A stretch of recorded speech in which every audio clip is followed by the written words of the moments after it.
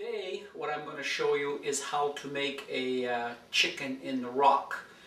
I know that sounds funny, but certain places around the world, in tribes in certain areas, what they would do is they take a chicken and enclose it in a clay case, and then they would bury that in the ground, and that would turn into a pressure cooker and would actually cook the chicken. So we do not have here ground or any underground heating system or any fire in the ground, so we're going to be using the stove. And if you follow along, I think you're going to find this fascinating, especially when you use chickens and you put that rock on top of your dining room table and you give everybody a hammer and a screwdriver in order to open it up. So I know it sounds kind of strange. Follow along with me and you're going to see exactly how we do it. Okay, we're back. What we're going to do now is we are going to saute the garlic. There's 4 cloves of garlic here, and I have about 1/4 cup of olive oil. So I'm going to put the garlic in there for the marinade, and I'm going to let that saute on a lower heat. At the same time, I'm now going to prepare the marinade here, which basically consists of a little bit of marghi, maybe about half a tablespoon, about half a teaspoon of salt, and we're going to put in here, to make a little hot, a little piri, which is some hot peppers, and we're going to put in here some lemon, and this will create a marinade. We will take 1 tablespoon of paprika, give it some good taste and some color to the chicken, about 1 tablespoon. That should do it.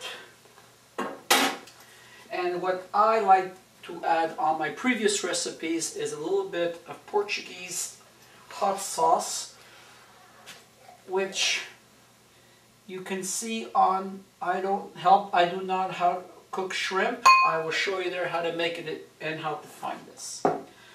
And I'm back. So the garlic has sauteed, it has cooled with the olive oil, and I will now put that into here, and what I am making is the marinade for the chicken. So we put that in there, stir that really well. Now the chicken that I'm using is an organic chicken. If you want to do individual servings, you can buy basically smaller chickens. And as you can see, I already tied the legs back here, and I tied the wings ready to go. Now the marinade, the way I like to do it is I like to do it by hand. It's just something that I learned that it will make it, I don't know, to me it makes it taste better when I do it by hand. Now we will cover the whole chicken completely with this marinade, like this.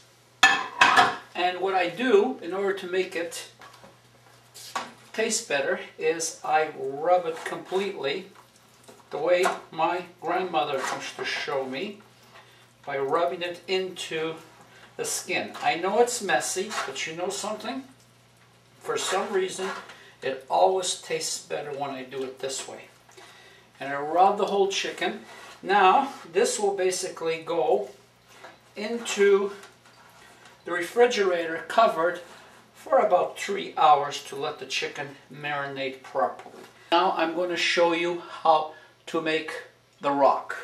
Now in order to make the casing for the chicken, I have here exactly 6 cups of all-purpose flour, and I have exactly 1 kilo of salt. Now you need to pay attention what I'm going to do to the salt, and trust me that I know what I'm doing. So now I take the salt and I pour all 1 kilo of the salt into this bowl. Now what I do is I add about 2 cups of water, and I mix this all around until I get a dough. Okay, I'm back. Now I have the dough here. It's been kneaded and it's getting ready to roll, but not yet. First, now I have to prepare the chicken. So I grab one foil like that and I put it in that way. I grab another foil and I put it in this way. And I grab one foil and we put it here in the middle in order to make what I call a boat. Now, what I do is I grab the chicken and I put the chicken right there in the middle of that foil. Keep my hands properly clean. And now what I do is I take the sauce, which is here, and I put more sauce. And now what we do is I go from the bottom up and I create a boat to cradle it like this. And now what I do is I push the sides up like this and I close the chicken completely with this foil. And the opening is up towards the top and the bottom is completely closed. Be careful not to rip the bottom. And there is that the chicken's in there ready. Now we take a little bit of flour and we're going to work on this table.